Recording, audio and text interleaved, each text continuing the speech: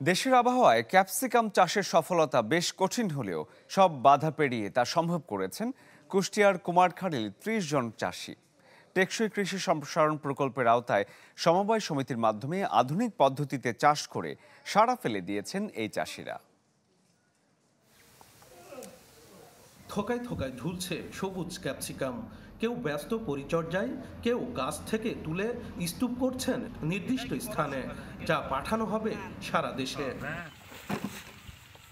কুষ্টিয়ার কুমারখালীর এই চাষিরা দেশীয় আবহাওয়ায় সব বাধা উপেক্ষা করতে পেরেছেন, আর তা সম্ভব হয়েছে মালচিং পদ্ধতিতে ক্যাপসিকাম চাষ করার ফলে।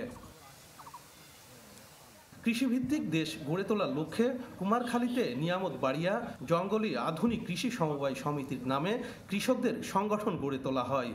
এই সমিতির কৃষকরা ১২ বিঘা জমিতে কৃষি কর্মকর্তাদের পরামর্শে উচ্চ ফলনশীল ইন্দ্রাগোল্ড জাতের ক্যাপসিকাম চাষ করেন।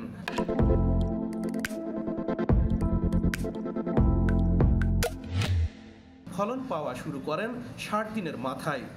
এই সফলতায় ক্যাপসিকাম চাষে আগ্রহ বাড়ছে স্থানীয় অন্য কৃষকদেরও। আমাদের প্রায় ৩০০ কৃষক, সেখান থেকে ২৭ জন কৃষক আমাদের মনে মন মিলাইয়া সেই ২৭ জন মিলে আমরা এখানে ১০ থেকে ১২ বিঘা জমি ক্যাপসিকাম করছি। ইতিমধ্যে হারভেস্ট শুরু হয়ে গেছে এবং আশাবাঞ্ছক ফল হবে বলে আমরা আশাবাদী। ক্যাপসিকাম চাষ দেখতে আসছি আর কি, তো এসে যেটা দেখলাম মোটামুটি ভালোই লাগলো।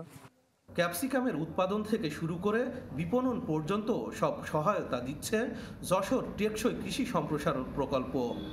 প্রথম থেকেই শুরু থেকেই কৃষি অফিসের পক্ষ থেকে নজরে রাখছিলাম, আর উপজেলা কৃষি অফিসের পক্ষ থেকে সার্বিক সহযোগিতায় আমরা সবসময় আছি। সকল উপকরণ সহায়তা থেকে শুরু করে আমাদের তাদের বাণিজ্যিক বা কিভাবে তাকে কিভাবে বিক্রি করা যায়, এই জন্য আমরা তাদেরকে সহযোগিতা করছি।